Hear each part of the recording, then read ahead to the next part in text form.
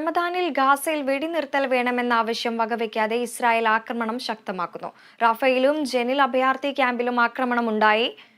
ലെബനിലുണ്ടായ ആക്രമണത്തിൽ 7 പേർ കൊല്ലപ്പെട്ടു. UN രക്ഷാസമിതിയിൽ പാസാക്കിയ പ്രമേയം തള്ളിയ ഇസ്രായേൽ റാഫയിലും ഖാൻ യൂനിസിലും വടക്കൻ ഗാസയിലും ആക്രമണം നടത്തി. റാഫയിൽ വീടിന് നേരെയുണ്ടായ ആക്രമണത്തിൽ 3 പേർ കൊല്ലപ്പെട്ടു. ജനിൽ അഭയാർത്ഥി ക്യാമ്പിൽ നിരവധി പേർക്ക് പരിക്കേൽക്കുകയും ചെയ്തു. വെടിനിർത്തില്ലെന്നും ആക്രമണം തുടരുമെന്നും ഇസ്രായേൽ പ്രസിഡന്റ് ബെഞ്ചമിൻ നെതന്യാഹു ആവർത്തിച്ചു. ഇതിനിടെ ഇസ്രായേൽ ആക്രമണത്തിന് മറുപടിയുമായി ഹിസ്ബുള്ള ഇസ്രായേൽ അതിർത്തിയിലേക്ക് ഡസൻ കണക്കിന് റോക്കറ്റുകൾ വിക്ഷേപിച്ചു. ആക്രമണത്തിൽ ഒരാൾ കൊല്ലപ്പെട്ടെന്നാണ് വിവരം.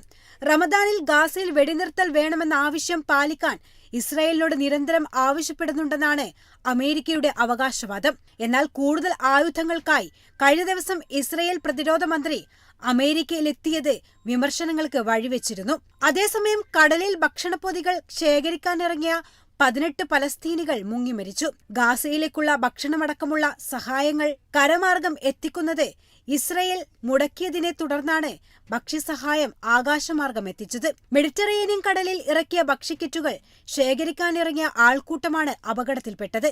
ഭക്ഷണപ്പൊതികൾ ശേഖരിക്കാൻ 100 കണക്കിന് ആളുകളാണ് ആഴക്കടലിലേക്ക് ഇറങ്ങിയത്. ഇസ്രായേലിന്റെ ആക്രമണത്തിൽ ഇതുവരെ 32,490 പലസ്തീനികൾ കൊല്ലപ്പെടുകയും 74,889 പേർക്ക് പരിക്കേൽക്കുകയും ചെയ്തിട്ടുണ്ട്.